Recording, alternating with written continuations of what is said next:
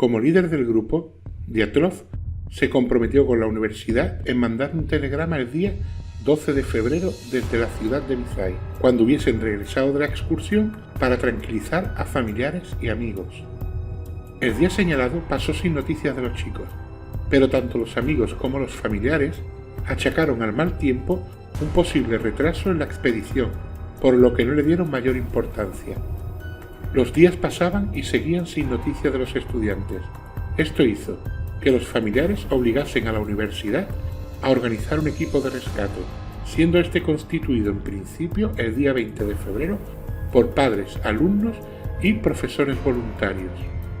Pero un telegrama emitido por una hermana de uno de los excursionistas a otro familiar llega a manos del Kremlin, y es en ese momento cuando el gobierno comienza a interesarse por este caso e involucra el día 23 del mismo mes a la policía y el ejército, dotándolos con medios tales como helicópteros y aviones.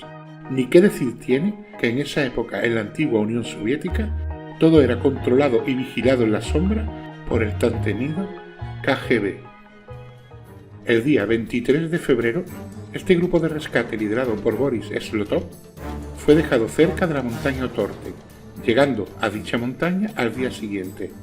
Tras inspeccionar el lugar descubren que los excursionistas jamás han pasado por dicha montaña, ya que no hay rastro alguno ni de campamento ni de presencia humana reciente. Y es al día siguiente, 25 de febrero, cuando los rescatistas descubren lo que parecen ser los restos de una tienda de campaña en la ladera de la montaña Yolat-Siayi. Irónicamente, Slotov fue uno de los que ayudó a confeccionar dicha tienda de campaña tiempo atrás. Al parecer, partiendo de dos tiendas de campaña, las modificaron para construir una más larga, por lo que la reconoció nada más verla. Al aproximarse al lugar, no podían creer lo que veían.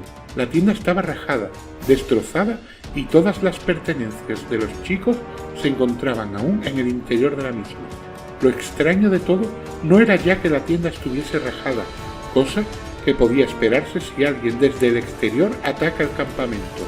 Lo raro, lo extremadamente inquietante es que la tienda había sido cortada de dentro hacia afuera, lo que quería decir que los excursionistas sintieron tal temor, tal pavor, por algo inexplicable, que en lugar de abrir y salir por la entrada de la tienda, deciden coger sus cuchillos y rajarla, para escapar a toda prisa.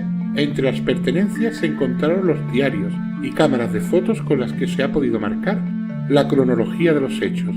De estos diarios sacamos la última anotación, la cual cita: a día 31 de enero llegamos al borde de unas tierras altas y nos preparamos para la escalada. Con respecto a las pertenencias del grupo, se rumoreaba, o más bien se sabía, que el periodista encargado de tomar el reportaje fotográfico del rescate, llamado Yuri Sverdlovsk, roba uno de los diarios, al parecer con más datos. Dicho periodista saca un libro sobre el suceso a modo de novela titulado Osteaeus Degrees of Complexity. Según parece, este libro fue censurado y devuelto a su autor hasta en 9 ocasiones para que hiciese rectificaciones y cambiase el final de los hechos, por lo que el resultado fue una historieta basada en el incidente y en la que solo fallece uno de sus excursionistas. Aún así, Yuri no corrió mucha suerte, ya que tras la publicación del libro murió en un accidente de tráfico junto a toda su familia en extrañas circunstancias.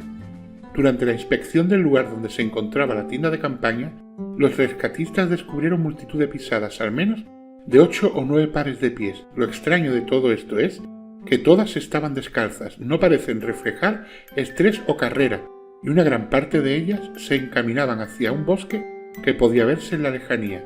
Tras seguirlas, el equipo de rescate se toparía con algo tan terrorífico e inexplicable que les acompañaría por el resto de sus vidas.